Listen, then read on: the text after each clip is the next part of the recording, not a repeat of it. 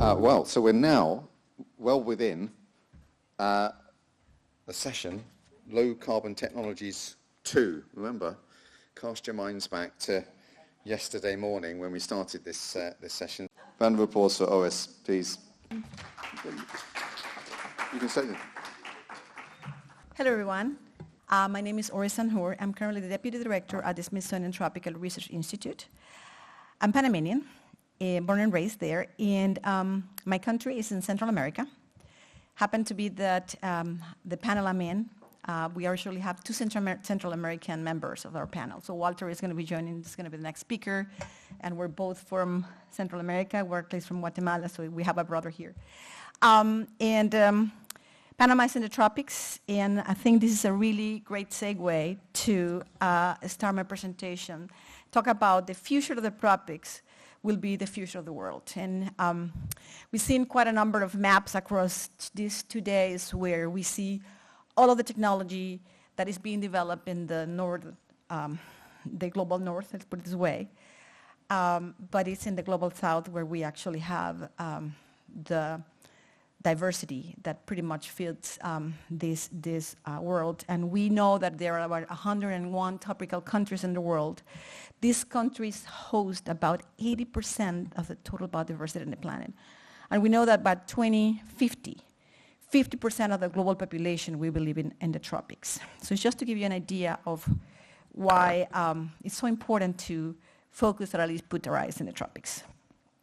So, as I say, I work for the Smithsonian Tropical Research Institute. It's the only unit of the Smithsonian that is located outside the United States. We've been in Panama for more than 100 years, understanding tropical biology.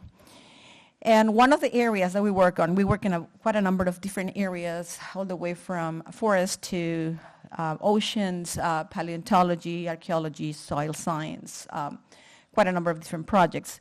But today I'm here to talk about forests, a little bit about the importance of forests. We know that forests pretty much have, it's about 4 billion hectares of the world that represents 30% of the Earth landscape area. And about 1 to 2 billion people depend on tropical forest. Forests store more than 80% of the terrestrial biomass and carbon and absorb around 30% of anthropogenic carbon emissions.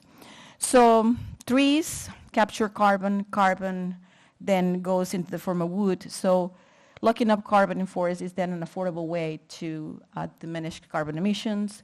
We do know there are risks and uncertainties associated with forests. There is high rate of deforestation in the world. All forests are also vulnerable to quite a number of different factors, insect, wildfires, climate change. And then the forest sector is also exposed to rapid shift in the global economy. There is also lack of confidence in the carbon market, as we've been talking about. So as we move forward with this, one of the challenges that scientists, the carbon market, and the landowners face is the lack of standard, a global standard, how to measure how much carbon is being captured or stored in forest. So today I am here to share with you a project that we're conducting. And we know that carbon is the currency, is life currency. And this day, right now, we're talking about moving from an economy that is based from extracting carbon from nature and put it into the air to an economy that then moves that carbon from the air back into the earth. So this is Chhetri. I am very pleased to show you. Chhetri is, the aim is to provide a global framework and a standard to measure how much carbon is being captured and stored by forest. And it's it's an effort to calibrate the amount of carbon and validate all of the work that's being done by space-based carbon estimations. We know that a lot of remote sensing work has been done to get data from space and understand something about the carbon market. But with this project, we're trying to provide that standard that is based on ground-based technology. So this is what we got. So there are the Chhetri, it's a global project that is being led by one of our main projects, Forest Geo at the Smithsonian, but it also is a network of different stakeholders, both in the tropical and the temperate zones. It uses ground-based technology, it uses terrestrial laser scanning, airborne laser scanning, and most importantly, forest plot inventories. The forest plot part is something that we've been doing at the Smithsonian and across the globe for more than 40 years. So we take advantage of the data that has been collected throughout those 40 years to adapt and then incorporate that amount of information and use that together with the airborne and the terrestrial scanning to provide that global standards to measure carbon. So where are we doing this work? This work started about 2 years ago, and as I said, it's a global collaboration with networks across the world, both in the temperate and the tropical areas of the world. The aim is to do these measurements, use the same technology to measure carbon and biomass as a measure of carbon across 300 sites across the globe in 51 countries. The aim is to use all forest type to compare different ecosystems in the world and to make those comparisons using, as I said before, the same technology. We know, again, this is a map to show you where the global carbon stocks are based on forest, of course. 45% of those carbon stocks exist in forest, and that is actually far more than half of the world's forest carbon. We also notice that even though that is mostly in sort of the tropical belt in the world, most of the technology that is developed to capture carbon is in the north. So there's need to be a connection and a link between that. And I know that here we've been talking a lot about different ways to capture carbon, but also forests represent an important aspect of this.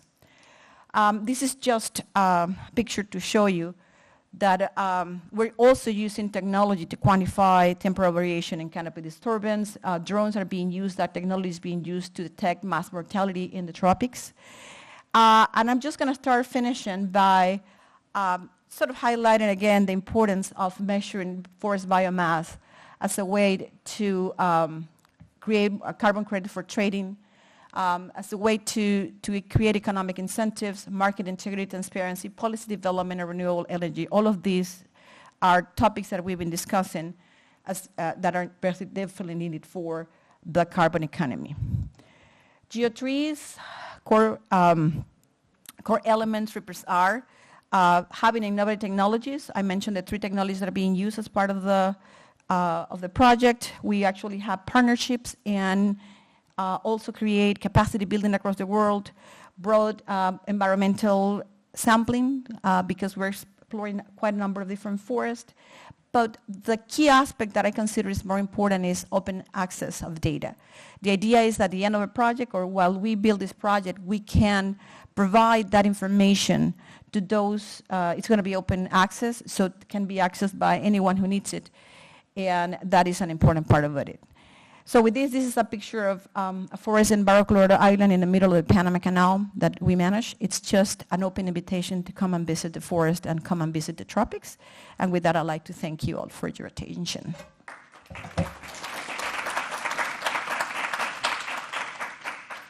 Of course, is Walter Merida. Now, as we all know, Walter, who very kindly hosted last year's meeting at UBC, is Associate Dean for Research and Industrial Partnerships at University of British Columbia, and he leads the Natural Gas Futures Research Consortium, the Integrated Energy Testbed, and the Transportation Futures Group, led by Pacific Institute for Climate Solutions. Walter, please.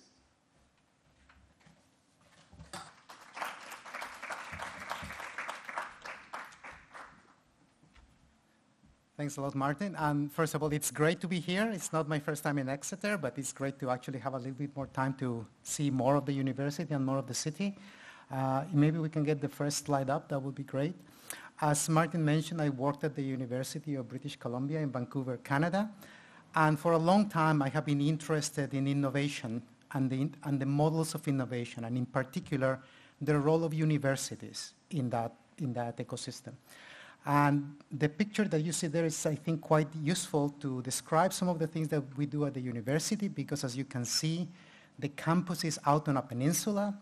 We are separated from Vancouver by a regional park. So we have a forest between Vancouver, the city, and the campus. And that makes the university, even though this might be a strange thing to say, a remote community. Because we are at the end of the natural gas line, we are at the end of the electrical grid, we own and operate those grids on campus, and we are a transmission client to the utility, which means that the utility delivers electricity to our substation, and everything after the substation is our problem. Now that's a challenge, but also a great opportunity to take some risks and to do some things that normal municipalities perhaps couldn't do.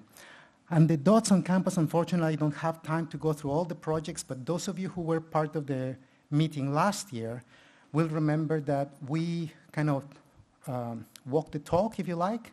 We have built a biomass power plant on campus that takes 2 or 3 truckloads of forest waste, and we gasify it on campus to produce heat and power.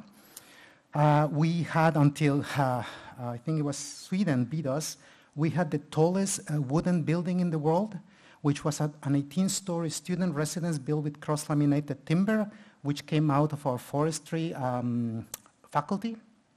And the last project, which was one of the tours last year, is a project that has taken the entire city block where the substation is located and converted that into a smart hydrogen energy district. And I will talk a little bit more about that in the next session. Next slide, please. I have been at the university for more than 20 years now, and I could say that over that time, most of the innovation, if anything can be called that has come out of my lab, has been based on the perhaps traditional model of innovation at universities, which is curiosity-driven, discovery-driven. And so I have done some work in using that model, and that has had some success. So, Volcanex is one of the spin-off companies that has come out of my lab, and I'll talk a little bit more about that in a minute. But in 2010, I became a bit frustrated by the speed, or the lack thereof, of progress, certainly in climate solutions. And part of the frustration was because if you look at the evolution of the energy system since the Industrial Revolution, it has taken approximately 100 years to go from coal to oil to gas. We don't have 100 years.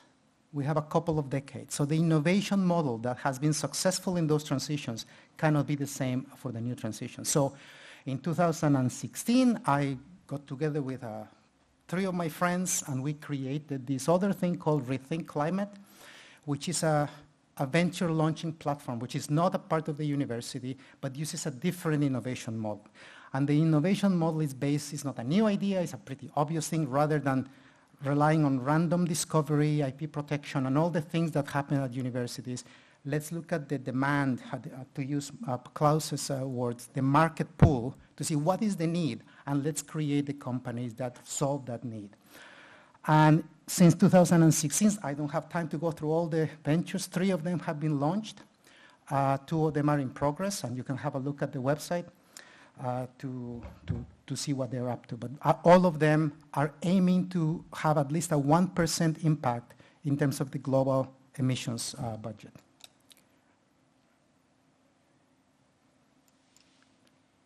So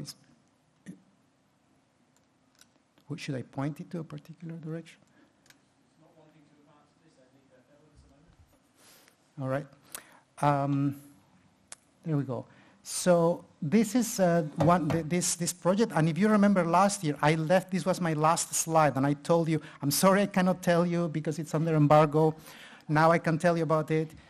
And this is just an example. So this idea of using big portions of the campus as a living laboratory, we have now transplanted the model to other parts of the province with carbon engineering, and now to another province, the province of Alberta, which, as you may know, is the oil and gas province in Canada.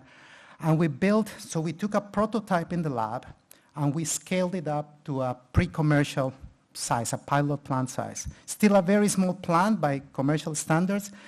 And the reason we did that is that a lot of the challenges associated with scaling up and accelerating these solutions or these approaches the barriers and the challenges have nothing to do with the science, the thermodynamics, or the technology. In our case, a lot of the challenges were related to supply chain, finding contractors and siting and permitting and all the things that go around scaling up these solutions. And this is why the value of partnerships is so important. So we partnered in this case with ATCO, which is an energy company in Canada, and the site where we built this pilot plant has now become a bit of a visitor center, a kind of a tourist attraction, demonstrating not just our technology, but a bunch of other technologies. And you can see some of the relevant information and announcements there. Now, the other thing I will mention is that we went from pretty much lab prototype to this plant in 3 years. Now, that may not seem like a very quick thing, but in terms of what happens at universities, I think this is a very fast ramp up to go from lab to demonstration plant. More importantly, we were able to, by building the right partnerships, we were able to de-risk the initial investment because the first $10 million of investment that made this possible are non-diluted capital. And the company is now looking for, obviously, the right investors to build the next size of plant. The second thing I will talk about, and I was going to spend a lot more time on this, but after Klaus's talk yesterday, I think I would rather send him the report and ask him for his opinion, because I was also a bit overwhelmed by the number and approaches to carbon dioxide removal, and I wanted to get my head around it. So Rethink is this group that I mentioned to you before. It was, if you look online, you may find references to it by IBET. That was the old name, but then we realized that when people search for IBET, which stood for Institute for Breakthrough Energy Technologies, they found gambling sites. So we decided it was not perhaps the best branding strategy, and we partnered with an entity which previously was known as the Center for Innovation in Clean Energy in BC, and that's important because that was a partnership between the provincial government, the federal government, and Shell. So each of those partners provided a third of the funding to create this entity in BC. They have also rebranded themselves to NorthX, so I just include that so that you know, if you find the two logos, you know what they're talking about. I include the website and the slides. You can download this report because what we did is we looked at all the carbon dioxide removal technologies that we could find, and then we did an analysis of how big they would need to be to really make an impact. And Amanda, yesterday I gave you the 10 gigaton number. That was based on the pre-1.5 threshold. And now it's as Klaus rightly pointed out, it's much more. But to give you a sense of what we are talking about when we say 10 gigatons, that's the equivalent of 100,000 aircraft carriers. So that's the weight of CO2 that we are looking to remove per year. So add up 100,000 of these ships, and that gives you an idea of the mass of carbon that we are dealing with. And as Klaus pointed out, it's actually 4 times that now that we are, I think, well beyond the 1.5 mark. We did a techno-economic analysis, and I would really welcome everyone here to have a look at that report, criticize it, correct it, help us see how accurate this is, because listening to Klaus yesterday, I think this is a bit too optimistic. I think the costs here are too optimistic. But you can see that some of the solutions are already, the natural pathway solutions are usually at around $100 per ton. And of course, a lot of the cost and efficiencies and so on depend on the energy source that you use to power these solutions. But please have a look at the report and let us know how well or badly we have done. Thank you very much for your attention.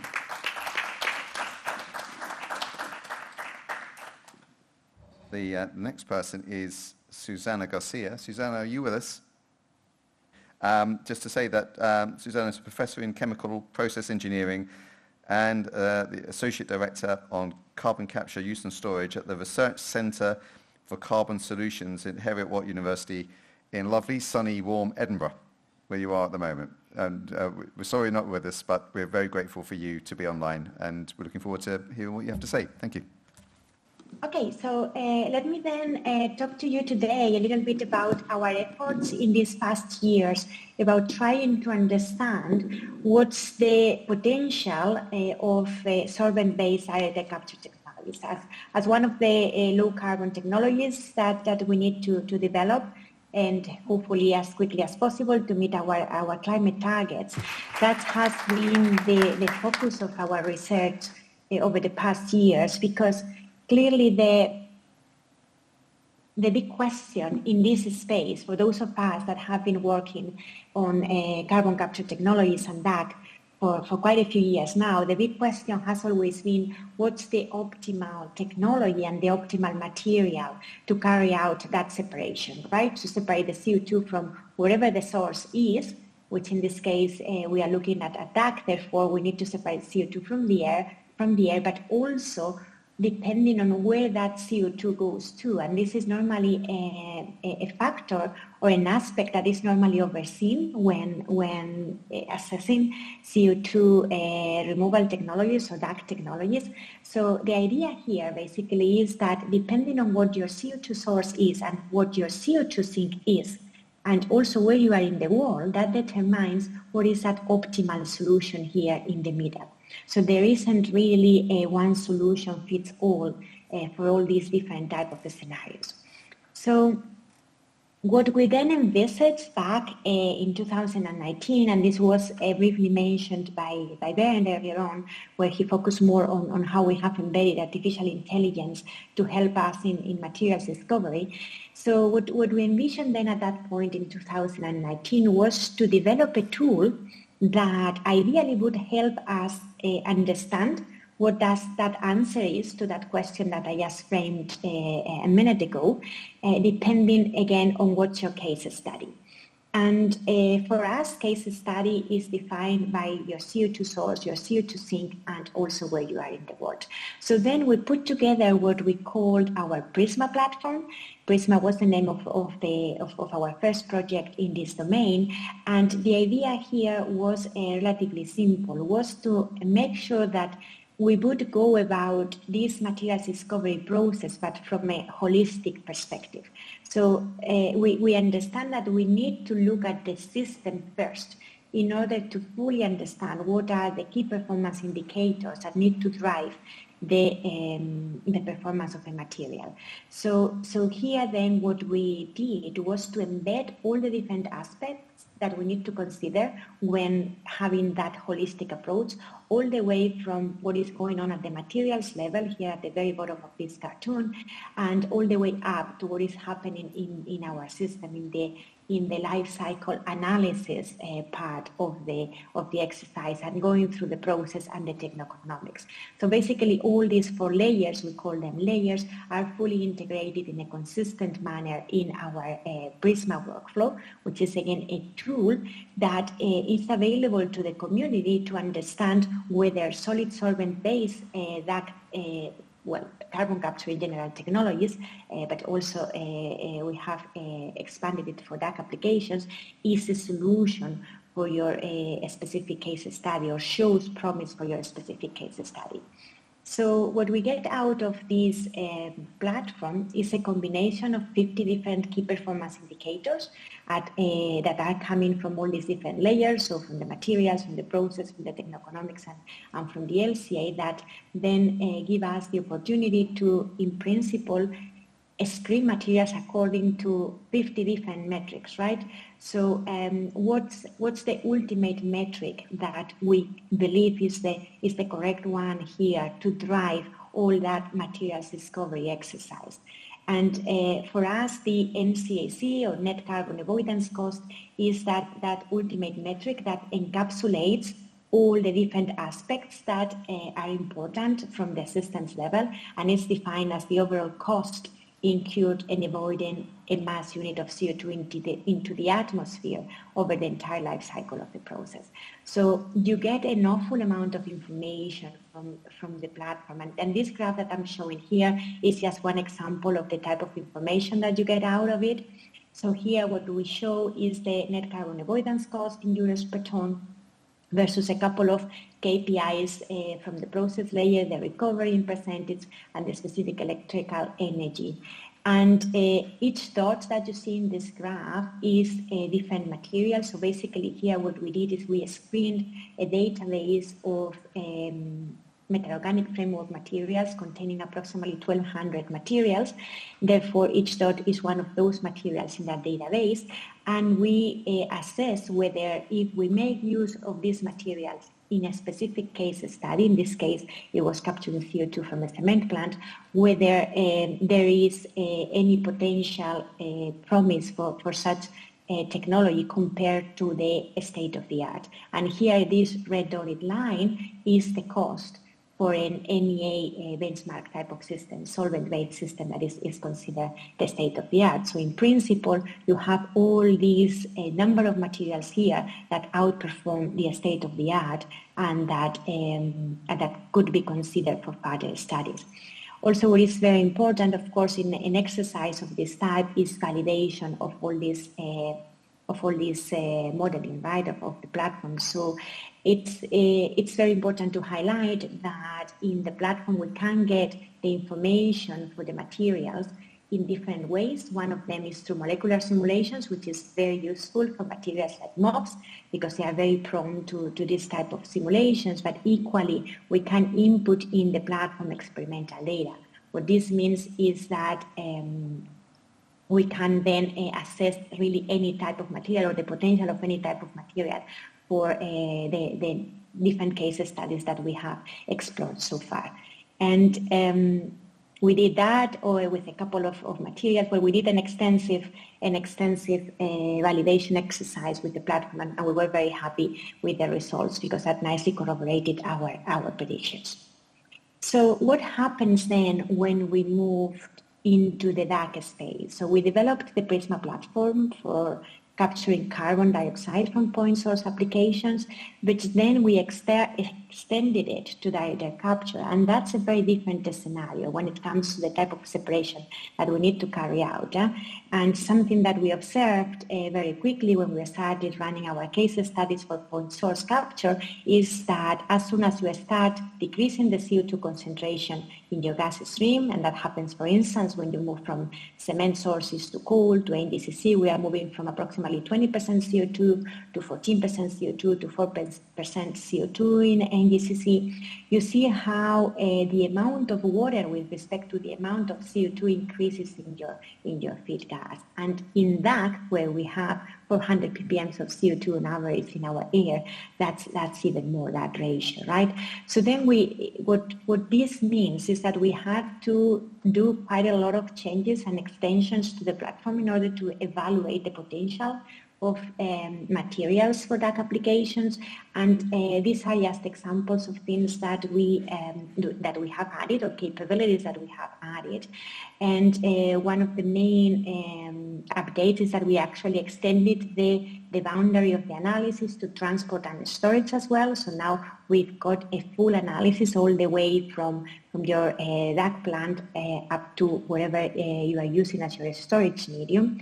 And the very first exercise that we did here was to actually understand whether there would be potential for physisolvent materials for DAC scenarios. And you might know, those of you in the audience that work in this space, that normally chemisolvent materials are the ones that are considered in these specific technologies because you need that high affinity towards the CO2 and those diluted conditions. However, physisolvents offer other advantages that mainly the possibility to reduce your energy demand and in turn your cost. So is this something then that we can get a grasp on? Is there any opportunity out there for these type of materials? And if not, what is it that we need to look for? And these are just to conclude a couple of examples of a couple of case studies that we ran for DAC applications, where in the first one here on the left-hand side, what we do is we separate the CO2 from the air in Norway. That's our region. We make use of a TVSA process. We make use of heat pump to provide the energy to our system. And then we send the CO2 through an offshore pipeline to the Northern Lights saline aquifer storage. And what we realized very quickly is, like, because of that, the water impact on the operation, depending on, for instance, what type of process you carry out, whether you pre-dry, you don't pre-dry, then that has a huge impact in the cost. And you see here the net carbon removal cost versus the recovery. So you see how if we incorporate the pre-drying step, then we can lower the cost significantly with respect to the standard process. But what I would say is more interesting is that depending on what's your CO2 sink, actually the operating envelope of PC sorbents increases significantly in the sense that they can offer significant cost reductions when compared to state-of-the-art chemisorbents. And that's what you see here on this right-hand side panel. Here we looked at capturing CO2 from the air, so a DAC plant, in this case located in the UK, because our CO2 sink now is going to be iron and steel slag. So we are going to carbonate iron and steel slag deposits that we've got a lot of them in the UK. So for us, it was a very interesting case study. And what you see in this graph is like we compare the Northern Lights case, which is this orange dots here, versus the mineralization case here, and you see how the PC sorbents really present an opportunity here to reduce the cost. So I'm just going to conclude. As I said, this is just it's a very short presentation, but it's really the idea is to provide an overview of what we can achieve with this type of analysis, but most importantly, how crucial it is to consider a holistic approach when understanding the potential of the different technologies in the portfolio of strategies to reduce our CO2 emissions and to meet our climate targets. So it's extremely important that we follow a holistic approach, because otherwise, my personal opinion, and based on what we have observed so far, is that you are really missing a lot of information in the story, so you might be misleading quite a lot with your conclusions. And on that note, thank you very much for listening, and I would be happy to take any questions. Thank you. Thank you, Susana. That's wonderful. Thank you. And Susana, you're happy to hang along for questions afterwards with our panel. That'll be great. Perfect. The next person we have online also is Netra Chhetri, who is professor at the School of Future of Innovation in Society at Arizona State University, and he works in advancing innovative approaches to climate adaptation that tie together and link multi-scalar processes between environmental dynamics and social outcomes. Oh, hi, and you're with us. So we see you on the screen. Yeah, I do see. Thank you very much. Are you going to share your slides, or we got them here? I do want to share my slides. Okay, that's cool. We look forward to hearing what you have to say. Thank you. Okay. Everybody sees the slides? Yeah, we got it. Thank you. Great. Thank you very much for that intro, and thank you very much for having me to this important meeting, as well as allowing me to present virtually. Today, I would like to talk about the future potential of biochar, a technology with ancient root but renewed relevance in our search for climate smart future. While much of the global attention on carbon innovation centers on high-tech solutions, biochar reminds us that low-tech, decentralized, and nature-based approach can also play a critical role. So, what exactly is biochar? I'm not going to bore you talking all the details, but let me quickly say that at its core, biochar is a carbon-rich, porous substance produced by heating organic biomass in an oxygen-deprived chambers, such as crop residue or invasive species under low oxygen conditions. It's a process known as pyrolysis. Unlike open burning, pyrolysis prevents carbon in the biomass from returning to the atmosphere. As shown here in this image, we start with feedstock. In this case, Mycenia, one of the invasive species in the southern plain of Nepal. That biomass is then converted into a simple, put into a simple low-cost plane, producing raw biochars with multiple benefits. That results in a material that enhances soil fertility, retain moistures, filters pollutions, and perhaps most importantly, stores carbons as well.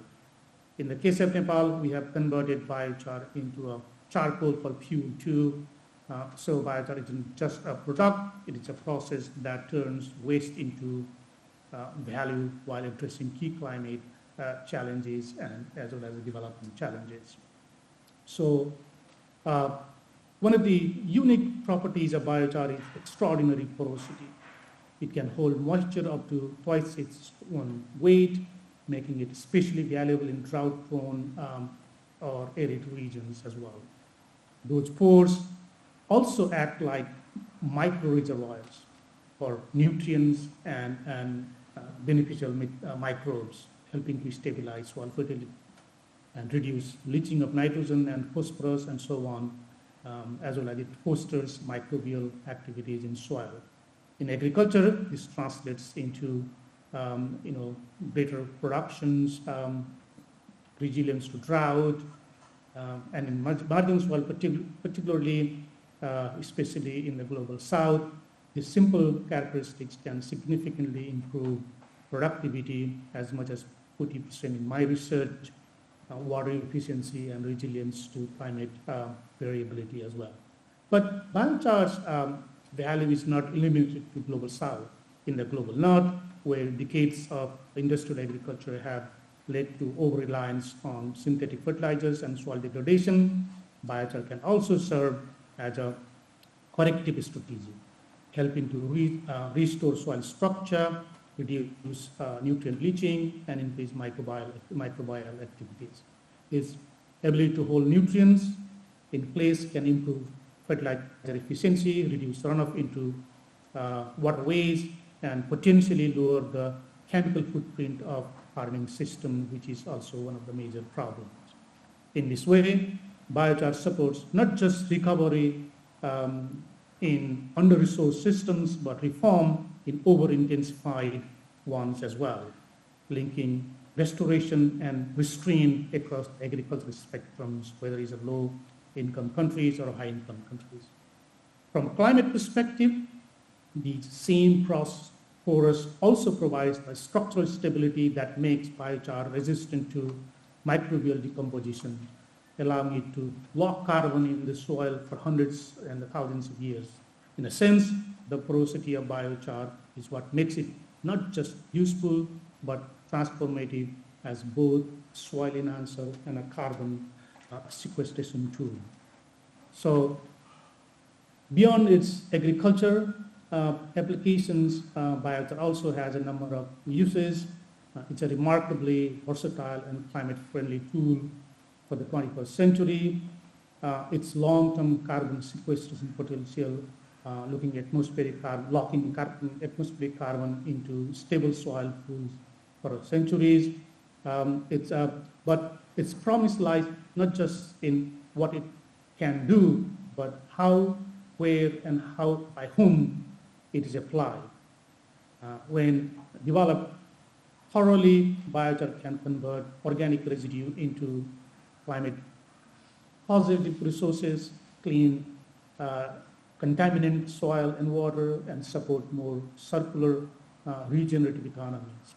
It also exemplifies the kind of integrative, low-tech, yet high-impact innovation needed for carbon-rich world.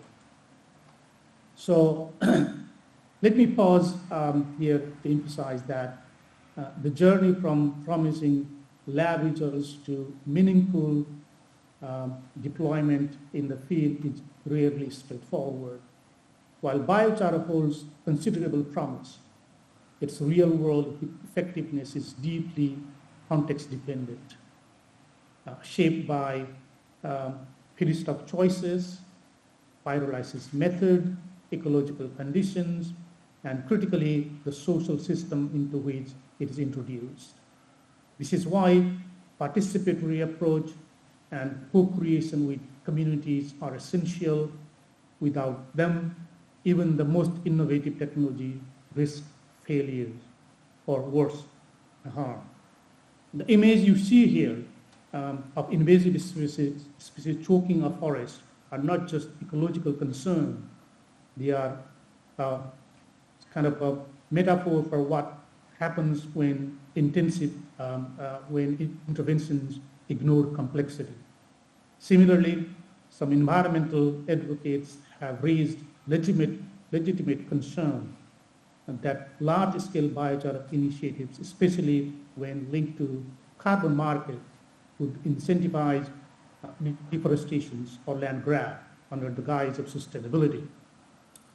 There is a growing fear that biochar might become yet another green solution that masks extractive practices, undermines indigenous land rights, or reinforce existing inequalities. These critics do not invalidate biochar's potential, but they do compel us to ask harder questions about scale, governance, and accountability.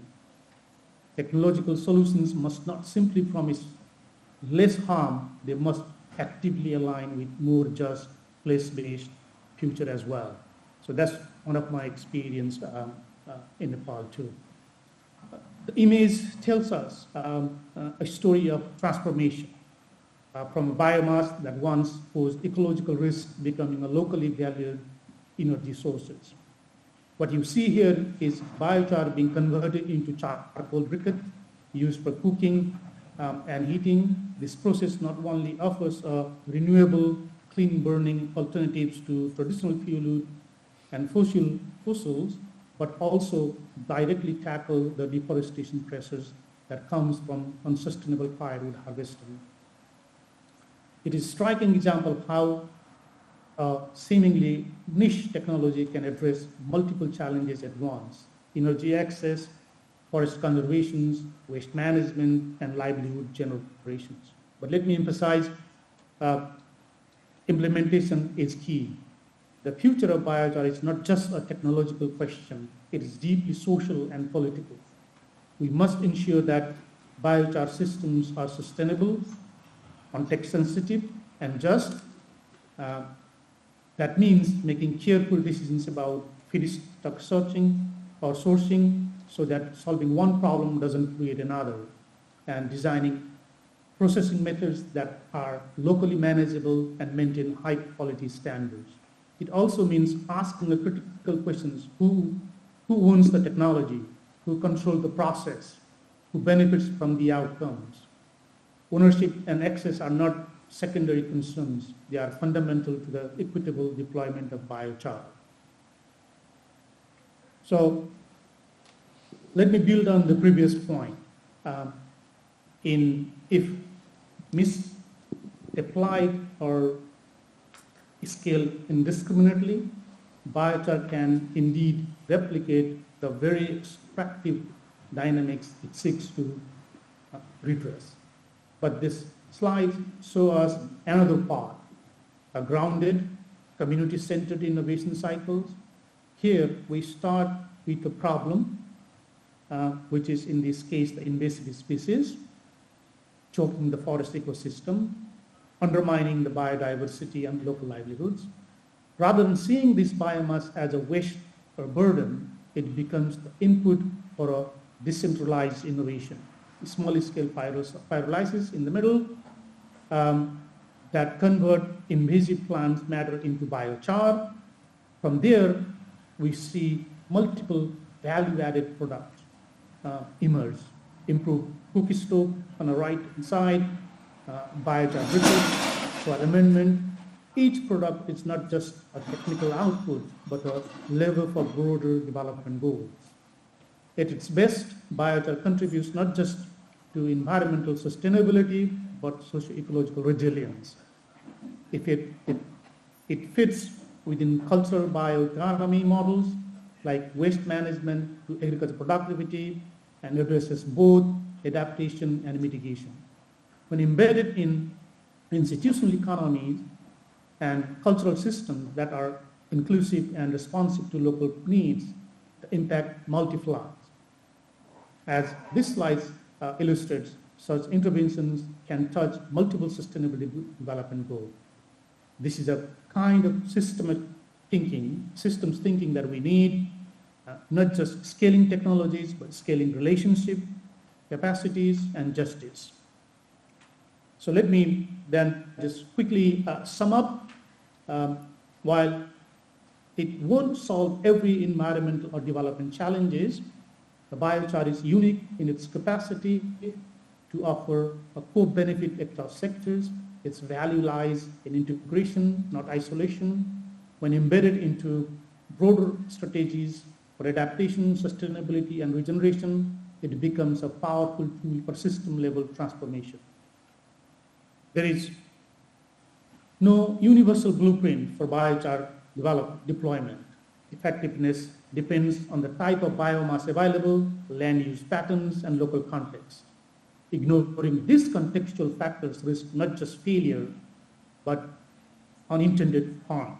So a successful biochar intervention hinge on attention to local biophysical and socioeconomic political realities as well. Too often, climate technologies are technically sound, but socially inaccessible. Ensuring that biochar research and empowers the most marginalized means co-designing solutions that are low-cost, adaptable, and community-led. So true innovation lies not just in invention, but equitable delivery. Real impact will come from breaking silos. Scientists, local communities, policymakers, entrepreneurs, and funders all have to play a significant role here. Biochar sits at the intersection of agriculture, energy, forestry, waste, and climate. So its advancement depends on transdisciplinary thinking and partnership that spans local knowledge and global framework. Biochar challenges us to think beyond just carbon metrics. It urges us to rethink not only how we manage biomass or measure emissions, but how we govern ecosystems, distribute innovations, and define value in a climate-constrained world. In the context of new carbon economy, biochar is more than a carbon sink. It's a social and ecological bridge that connects decarbonization with development. At its best, biochar is not just a material, it is a medium for reimagining what a regenerative, inclusive, and climate resilient future look like. Thank you so much, folks. Thank you, Netra. And thank you, and thank you, Susana, as well. Take the questions. Yeah, we've got that. And thank you, Walter, and thank you, Oris. Those are 4 really interesting presentations and a lot to unpack within those things. So who wants to ask the question first? Paul, you had your hand up previously. Do you want to do it now? Yeah. Hang on, I'll give you my microphone. Hold on. Thank you. I'll ask the question initially that I was stuck my hand up for. So it's for Walter. It's really exciting how you're using the campus as a sort of an experimental, city, I suppose, in a way. It's been a really exciting thing to try, somewhere like Exeter. What were the challenges? What were the risks? What was the pushback you got to doing that? Honestly, I think I wouldn't say the hardest, but the part that took the most time was the cultures.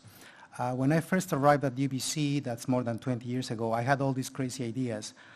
And the moment I suggested these ideas to the operational teams on campus, the people who actually run the power plants, the people who actually do the procurement, they basically run in the opposite direction. Understandably so, because you mean I'm going to allow crazy professors to start tweaking with my power plant and doing crazy things to my power plant? So that took some time.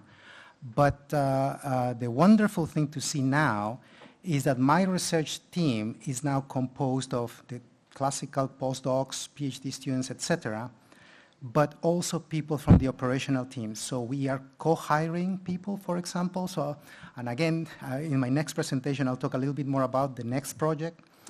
And what that has done is it adds both the reality check as to how feasible something within the constraints of a university is. So the operational teams bring that awareness of, if you do this in this way, it's going to take 10 years before you can even get the permit. But on the other hand, the university, so we have made a commitment to be carbon neutral by 2035. That's tomorrow as far as big infrastructure projects is concerned. So we have done the easy stuff. So we have done LED lights and the like, and that has enabled us to go to reduce on-campus emissions by 67% compared to 2007, while at the same time growing in student population by about 26% and about 16% in construction. So in a way, as a small municipality, we have something like 56,000 students on the campus, plus 20,000 staff and faculty. So we have demonstrated that you can grow and at the same time lower your carbon footprint. Now, the electrical part is typically the easy part, but now we're stuck with space heating because all the residential heating and cooling is provided mostly by natural gas, and that's our main source of emissions. So the next phase of the project that I will describe in the next presentation is looking at decarbonizing space heating on campus. But I would say the hardest part is cultural, showing how by working together you can activate significant pools of capital is actually very useful because both the biomass plant that we built, we have the university that has had its own operational budget. You know, it's about $2 billion per year. So it's a significant purchasing power that the university has. The trick is instead of saying we are just going to buy off-the-shelf solutions, we partner with risk-tolerant partners to say, let's develop the next generation of solutions. We need power. Why not build the next generation of biomass plant rather than buy a gas turbine, for example? And in exchange, we give you our campus as a risk-tolerant testbed, but more importantly, we give you our brain power with the professors and the students to solve some of the gaps that technology may still have. And I believe, it hasn't quite taken off to the level I would like to see, but that accelerates the process because you get a daily feedback between the real-life challenges and the science underneath the technologies to solve those gaps quickly. It is fair enough. There's loads of things going on at UBC. It's super impressive. For what it's worth, at Exeter, we are just in the process of working with Exeter City and I believe the NHS as well within this city to provide very low carbon heat and power for the next sort of 30 or so years. So that's a major investment we're doing. It's kind of just different context, isn't it? Because we're embedded in this city. And because I have to keep mentioning Cornwall, as you might have known, in the Cornwall campus in Penryn, we've just got planning permission for a wind turbine where that will provide about half of the electricity that the campus needs. And then we combine that with the solar that we've already got. When it's sunny and windy, that's about 70-75% of the electricity generated just by the university. So making some strides, but it's different solutions for different places, I think. Are you going to talk about your car parking a bit later as well? Yes. Yeah, great. That's amazing. You listen to that. Okay, more questions. Thank you so much, guys. This was a really rich panel, very diverse. I have a question for Oris and then one for Berend and Susana. So Oris, I was very interested in the geotrees, as you know, but wondered if you were using the Restore platform out of, which Swiss university is it? RESTOR, that's biodiversity as well, and it's ETHF that have designed that, and they're now, I think, in 120 countries, so love to know how that might be interfacing with geotrees. And for Berend and Susana, really interesting to hear about these just extraordinary materials science. And the point that you made, Susana, about the CO2 impact on cost of materials, could I ask if you are thinking about linking that in the real world to procurement? And we have an example, very simple example, but in Hawaii, when we used carbon cure concrete, which was carbon negative concrete from the Elemental Impact Program, they were able to get the legislation changed in Hawaii to make it compulsory for any government-purchased concrete to be carbon negative because of the state's commitment to net zero by 2045. And I just wondered if you were also partnering with colleagues to use procurement as a lever as you're developing all these materials. Thanks, great questions. Who's going first? I can Oris. start. Thank you so much. Amanda, thanks so much for the invitation as well. It's really great to be here with all of you. It's been quite an amazing 2 days of learning and sharing.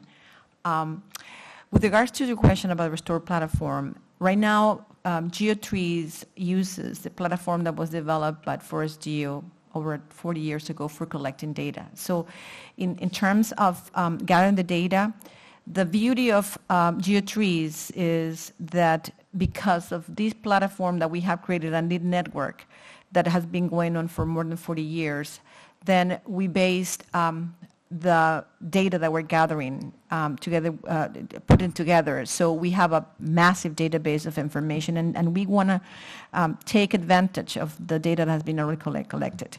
But that said, I'll sort of reach out to you to learn more about that platform and see whether one of our partners might be collaborating with that, because we have, right now, as I said, it's going to be 300 plots across the world. The Smithsonian is managing the platform, but the truth is we have global partners, and there's a lot of opportunities for collaboration. So that would be good to actually see what opportunities are there. Thank you, Amanda, for that. Who was next? Was it you, Walter? Susana. Susana, please, and Netra. Yes, thanks for the question. Yes, that's indeed the case. So when we put together the platform, again, we envisioned that as a tool. So basically what we did is like we built it up in a modular way and with a lot of flexibility embedded in the different modules. What that means is that you can adjust it to whatever case study you are looking into, and that in this case studies that I mentioned earlier, we do include all the way from material synthesis to the use in the duck plant to disposal, also the supply chain, all of that is embedded. So we are working indeed with different partners to then incorporate specific case studies that make use of specific products, and in principle also offer an opportunity to both lower the cost but also sometimes generate co-benefits as well in terms of other products.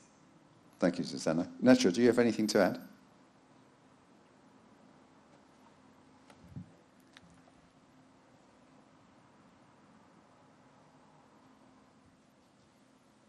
No. Okay. Please. Oh, yeah, Krista. Hi. I have a quick question for Oris. So I know last year there were concerns on the integrity of forestry carbon credits. Do you feel like GeoTrees is helping combat that? Thank you, Krista, for the question. We hope that the information that we gather with GeoTrees is going to provide this standard that allows us, or allow the carbon market to be able to be competitive. So the idea is, if we can measure how much carbon can be stored in the tree, and that can be an economic measure, that will be ideal for carbon market. So yes, we hope that GeoTrees, we can help alleviate some of the issues and become a global standards to measure carbon. Most of the issues associated with MRB in our countries is because we cannot negotiate, because we don't know what the value of the carbon is. And what we want to do is, if we know how much is collected, then we can probably put a number on it. One thing, if I may take a moment to reflect on something, as we look at technology for carbon capture, one thing we need to remind us is the fact that forests take a bit longer for carbon capture than some other technology we're talking about here in these 2 days. Forests also are the source of a lot of other services for humans and for our ecosystems. And in conversations that we were having just a couple of days, this does not give us permission to deforestation. I think we need to be cautious as we develop new technologies, that we cannot lose the important part of that is conservation for natural resources, because that can be seen as like, if we can capture carbon in other ways, it's okay to deforest. And in particular, coming from a tropical country where deforestation is an issue, I just want to mention that, because it's all together with the amazing technology that's being developed, because we have no time to lose, as has been said many times. So seeing all of this technology be developed for carbon capture is amazing, but let's keep also connected to the fact that we need to keep also the resources that feed our planet in many different ways. Thank you for that. Yeah, definitely not at the expense of biodiversity. Absolutely. Yeah. Tell me, Oris, are you connected to the biomass satellite that's just gone up a couple of months ago? There is actually connections. Yeah, we have been working with NASA, the JPL group. In the JPL group and NASA is very interested in connecting with the work that's being done at the Smithsonian because of exactly what it is. I mean, they have the data associated with the remote sensing, but they need the groundwork, the ground-based work. So what we're doing in connection with NASA is validating the work that they've been doing with the satellite work. So yes. Yeah, perfect. Good stuff. The question, please, Joe. Hang on. Over. Yeah, I know. Not done enough steps. Hi, I'm sorry because I had to miss your original talk, but I just wanted to pick up on that fact about forests and the sort of all the other stuff they do than carbon, and in the areas in which you work, does it? So I've been associated with forest projects in Borneo and Guatemala and things, and actually local communities are often quite worried about the carbon and signing up to the whole carbon stuff, and because it's to them it's not the main service they get out of the forest, and maybe it's a way of bringing in money to help and preserve their forest, but maybe it's not emphasising the things about the forest that are important to them and their communities. And I just wonder if you're also experiencing that and how you feel we can embed that more strongly in the sort of carbon markets side of things, outside of just, tick box SDG sustainability criteria. Thank you for that, Joe. And by the way, actually, your group was very inspiring because some of the work that you were doing, it connects very well to the work that we're doing. I saw a lot of connections. So let me actually comment a couple of things there. So the GeoTrees project that I mentioned, the beauty of it is, as I said, is open access data. The idea is that all of this data is going to be generated particularly to be accessed by those communities that might not have the power to get the data and make them educate and to be able to negotiate better. That said, working with community is something else that we do. We currently have another project happening at STRI in Panama where we provide, it's actually a reforestation project where we provide them with the funding so they, instead of using the land for cattle ranching or for other uses, they get paid to do reforestation for the 30-year period. The idea is with this, they see the value of reforestation as a way to make them living, to make a wedge of living, and they also recover some of the land because most of this actually, we're working with indigenous communities in Panama. A lot of these areas have been deforested because of this idea that deforestation was needed so they could use the land, quote unquote, by either cultivating it or using it for cattle raising. What we're trying to do now with this project is revert that idea that using this land for reforestation can also give them benefits at the same time that we diminish the degradation of the land, but also educate people, particularly communities, indigenous communities, on the value of protecting and conserving forest. Wonderful. I think what we're going to do is wrap up at that point. Thank you, Walter. Thank you, Oris. Thank you, Susana. Thank you, Netra, online. That was very interesting, great conversations, but we, at least in the room, deserve a cup of tea, which is what we're going to do now for the next 15 minutes. Thank you. Thanks, everyone. Thank you.